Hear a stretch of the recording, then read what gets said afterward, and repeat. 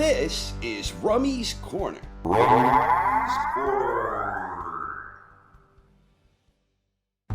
Back in May, Oleksandr Usyk made boxing history when he was awarded a 12-round split decision against Tyson Fury. With that victory, Oleksandr Usyk became the first undisputed world heavyweight champion since the great Lennox Lewis last technically held that distinction way back in April 2000. Lennox Lewis won the undisputed honor when he defeated Evander Holyfield in November 1999. But sadly, Lennox never got the chance to defend his undisputed crown. The WBA stripped Lennox for not signing to face their number one mandatory challenger, John the Quiet Man Ruiz.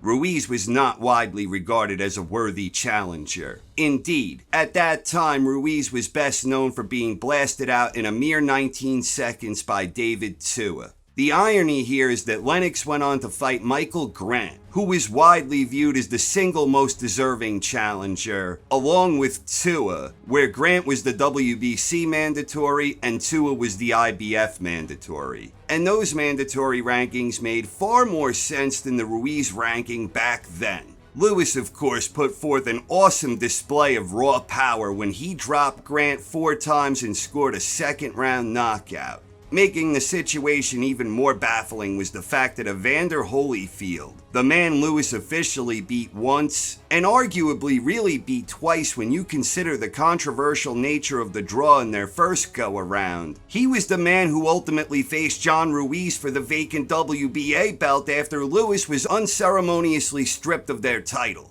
None of that really mattered, however, because everyone knew that there was one and only one rightful world heavyweight champion, the great Lennox Lewis.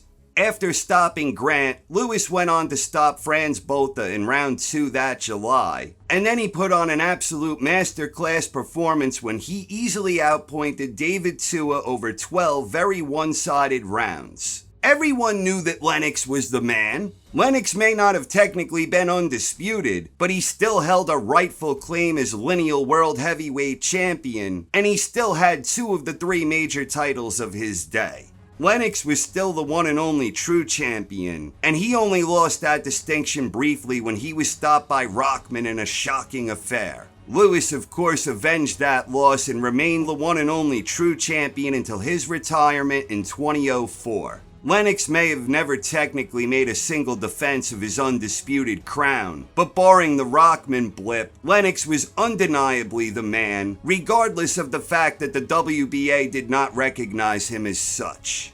The current situation is like history repeating itself all over again. Oleksandr Usyk earned his victory against Tyson Fury, and in my opinion he did so in sensational style, overcoming some adversity along the way. Fury really had some momentum going into the second half of that fight, and Usyk started really battling his way back late in the 7th to seize momentum. With his unwavering determination and incredible heart and stamina, Usyk quite literally willed himself to victory with a sensational second half of that fight, punctuated by that big round 9, where Usyk battered Fury from pillar to post before scoring the dramatic knockdown. Make no mistake, there is no doubt, none whatsoever, that Oleksandr Usyk is the one and only world heavyweight champion.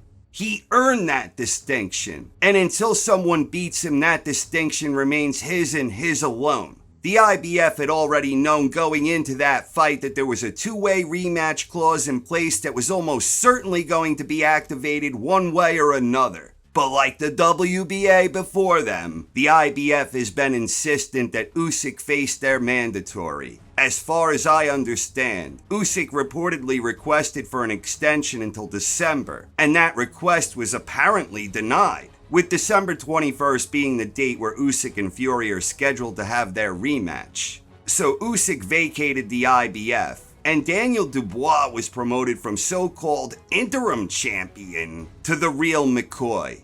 Dubois had won the IBF interim status when he stopped Filip Hrgović back in June, the most impressive victory of his career to date as far as I'm concerned. The whole thing is even more bizarre when you consider that the IBF has not enforced a heavyweight mandatory since all the way back in December 2020, when AJ stopped Pulev.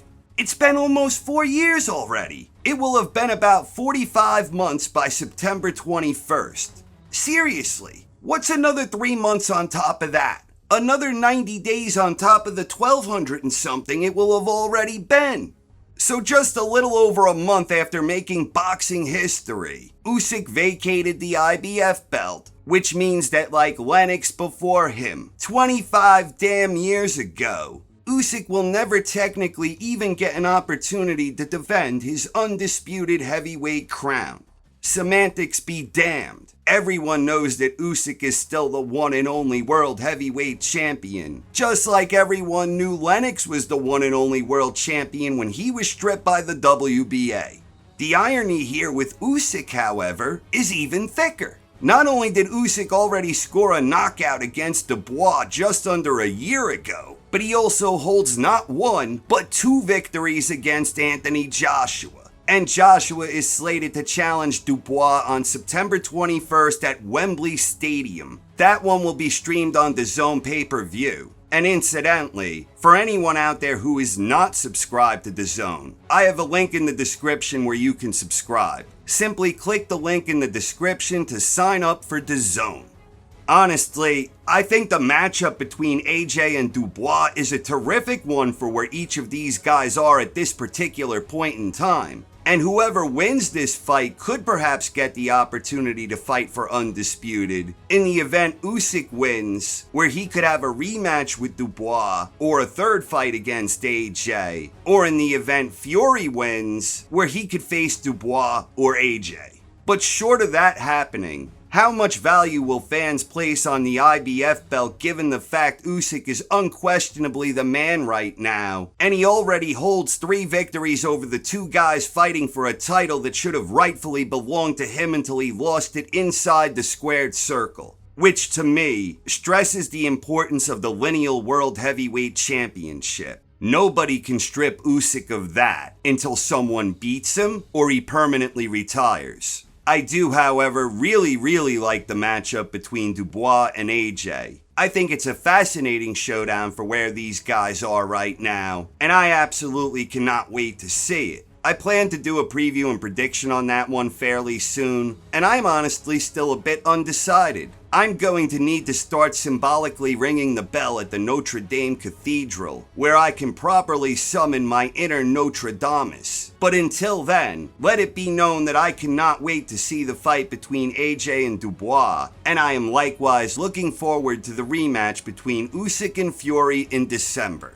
What do you think of the situation involving the IBF heavyweight title and Daniel Dubois being the new IBF heavyweight champion? Please share your thoughts in the comments section.